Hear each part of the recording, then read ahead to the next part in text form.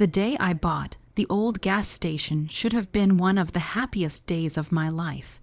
Instead, it became the day my family decided I was a failure. I was 28 years old, and had spent nearly every dollar I had saved over the past 8 years. While my friends were buying houses and new cars, I was investing in a rundown gas station on the edge of town. The place looked terrible. The sign was faded, 2 fuel pumps barely worked, and the small convenience store inside hadn't been updated in years. But when I looked at it, I didn't see a dying business. I saw potential. I saw opportunity. I saw a future. That evening, I attended my parents' weekly family dinner and proudly shared the news. "I bought a gas station today," I announced with a smile. For a moment, the room was silent. Then my older brother Jason laughed. "A gas station?" he asked. "You're serious?" "Completely serious." My father put down his fork and shook his head. "Ethan, tell me you didn't spend all your savings." I hesitated. That was enough of an answer. My mother sighed loudly. "Oh, Ethan, what have you done?" The criticism came from every direction. My cousins called it a terrible investment. My aunt asked if I had lost my mind. Jason couldn't stop laughing. "Do you honestly think you're going to become rich selling gasoline and snacks?" The entire table laughed. I tried explaining my plan. I wanted to renovate the building, improve customer service, and eventually expand into multiple locations. Nobody listened. "You always dream too big," Jason said, "and think too small." My father added, "Those words stung more than I expected." These were the people who were supposed to support me. Instead, they treated my dream like a joke. The worst moment came when my aunt raised her glass. "Here's to Ethan," she said with a smirk. Everyone looked toward me, the bravest man in the family. A few relatives smiled. "Why brave?" someone asked. She laughed. "Because it takes real courage to throw away your entire future." The room exploded with laughter. Even my parents joined in. I forced a smile, but inside I felt crushed. That night, I drove to the gas station and sat alone in the empty parking lot. The building looked old and worn under the streetlights. For a moment, doubt crept into my mind. What if they were right? What if I had made a huge mistake? But then I remembered why I bought it in the first place. I wasn't trying to impress anyone. I was trying to build something of my own. The next morning, I unlocked the doors before sunrise and started working. I cleaned floors, stocked shelves, repaired equipment, and greeted every customer with a smile. The work was exhausting. The profits were small.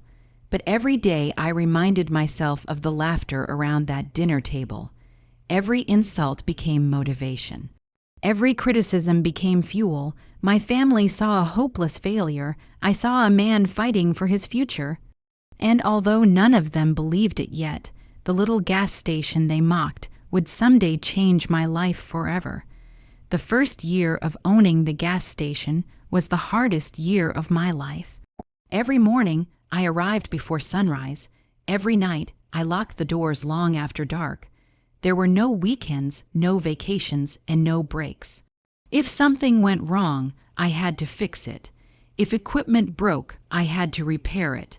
If customers complained, I had to solve the problem. The gas station wasn't just my business. It was my entire life. Money disappeared faster than it came in. One month, a fuel pump stopped working and cost thousands of dollars to repair. The next month, the refrigeration system failed, forcing me to throw away hundreds of dollars worth of inventory. Some nights, I sat in the tiny office, staring at unpaid bills. I wondered how much longer I could survive. Meanwhile, my family never missed an opportunity to remind me of my mistake. At family gatherings, Jason would ask the same question. "So, millionaire, how's the gas station empire going?" Everyone would laugh. I learned to laugh with them, even though it hurt. The truth was that I was struggling. What hurt even more was realizing nobody believed in me. Not even my girlfriend, Sarah. She had supported me at first, but as the months passed, her patience faded. One evening, after another exhausting day at work, she met me at the station. "We need to talk," she said. I knew those words were never good. She looked around at the aging building and sighed. "Ethan, you've been working nonstop for over a year. I know. And what do you have to show for it?" The question hit me hard. "I'm building something." "No," she replied quietly. "You're sacrificing everything for a dream that's never going to happen." I stared at her in disbelief. "You don't believe in me either?" She looked away. "I believe in you. I just don't believe in this." A week later, she left. Just like that, the woman I thought would stand beside me chose to walk away. For several days, I felt completely broken. My family thought I was a failure. My girlfriend left me. The business was barely surviving. I had never felt more alone. But something changed inside me. I stopped caring about proving people wrong. I focused on proving myself right. I began making improvements whenever I could afford them. I painted the building myself. I installed brighter lights. I expanded the snack selection and added fresh coffee. Little by little, customers noticed. Truck drivers started stopping regularly. Local workers visited every morning.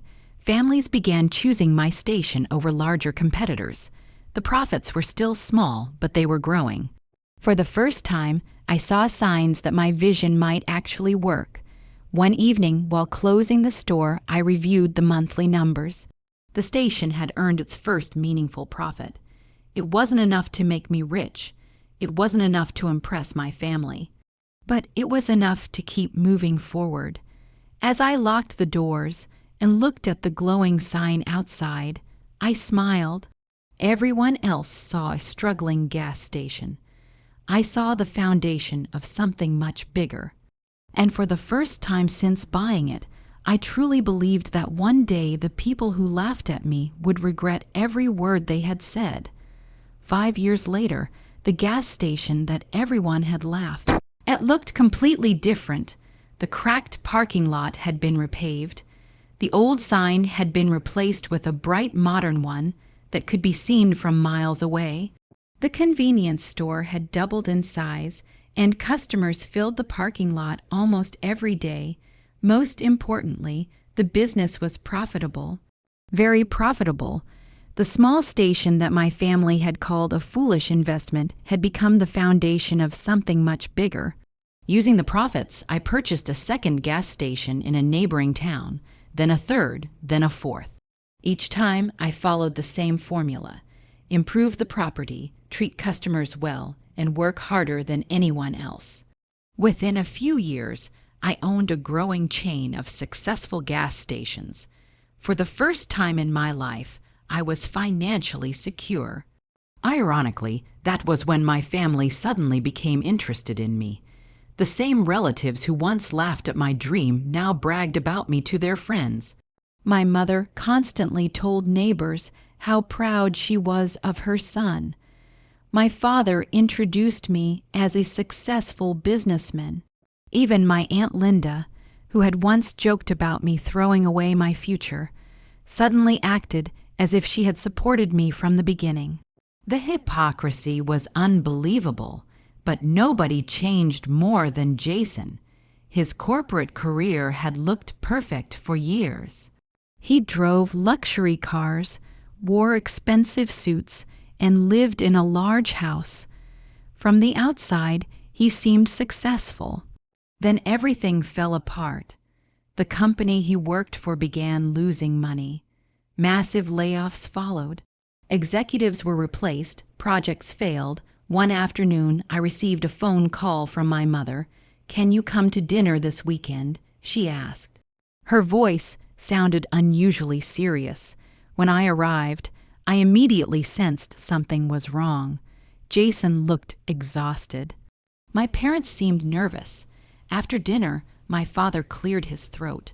Jason has been having some financial difficulties.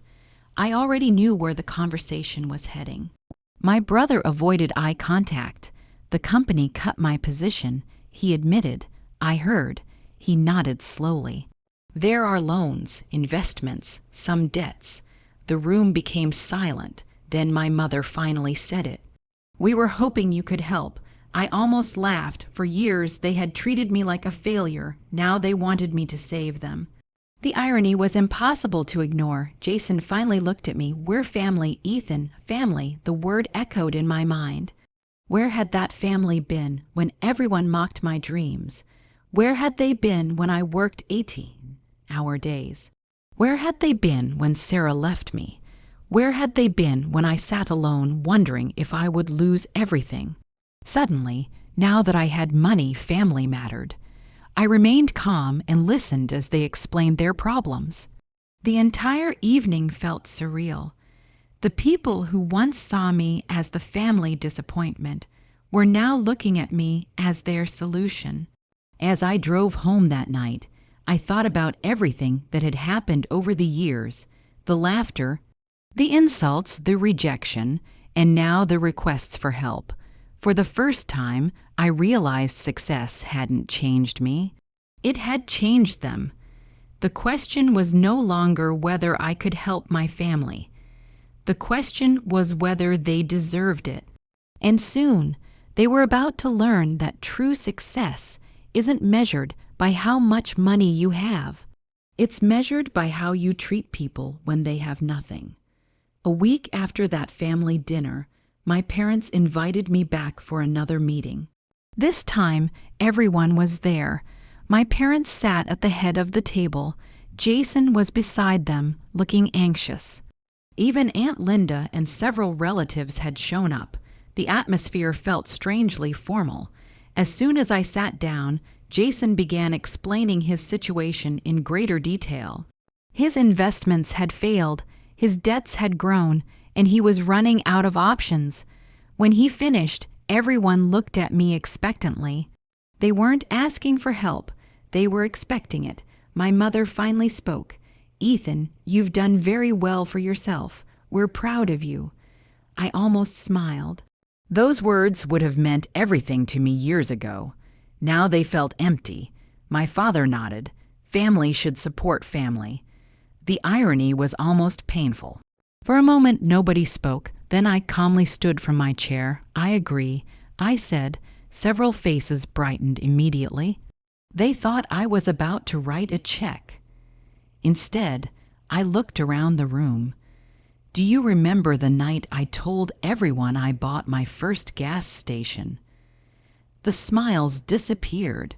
Nobody answered. I remember every word, I continued. I remember being called foolish. I remember being laughed at. I remember being told I had thrown away my future. Aunt Linda looked down at the table. Jason shifted uncomfortably in his seat. My mother's face turned red. I remember working 18-hour days while everyone else mocked me. I remember struggling to pay bills. I remember feeling completely alone. The room remained silent. For the first time, they had no jokes, no criticism, no laughter, just silence. Then Jason sighed. "Ethan, we're sorry." It was the first genuine apology I had ever heard from him. But years of pain don't disappear in a single sentence. I took a deep breath. You all assumed success belonged to people with fancy titles and corporate jobs. You judged me because my dream didn't look impressive. Nobody argued. Because they knew it was true. Then I surprised them. I am willing to help. Everyone looked relieved. But before they could celebrate, I continued. However, I'm not giving anyone money. The relief disappeared instantly. Instead, I explained my offer. I was opening 2 new locations and expanding my company. There would be management positions, training opportunities, and jobs available. If Jason wanted help, I would give him a chance to work, rebuild, and earn his way back. The same opportunity would be available to anyone else who needed it. Jason stared at me. You won't just loan me the money. I shook my head, no, because that wouldn't solve your problem. He looked disappointed. What would? I smiled calmly. The same thing that solved mine. Hard work. For several seconds, nobody spoke. Then something unexpected happened. My father stood up and walked toward me. I owe you an apology, he said quietly. The room became still. I should have believed in you. My mother wiped tears from her eyes. So should I. One by one, sincere apologies followed. Not because I was rich, not because they needed something, but because they finally understood how badly they had treated me. That was the moment I realized revenge wasn't about making them suffer. It wasn't about humiliating them the way they had humiliated me. The greatest revenge was standing in front of them as proof that they were wrong, completely wrong. Years earlier, they had called me a hopeless failure for spending all my money on a rundown gas station. Now that same gas station had built a successful company, created jobs, and given me a life I was proud of. As I left that evening, I felt something I hadn't felt in years: peace, because success had given me money. But forgiveness had given me freedom, and that was worth far more than any fortune I could ever earn.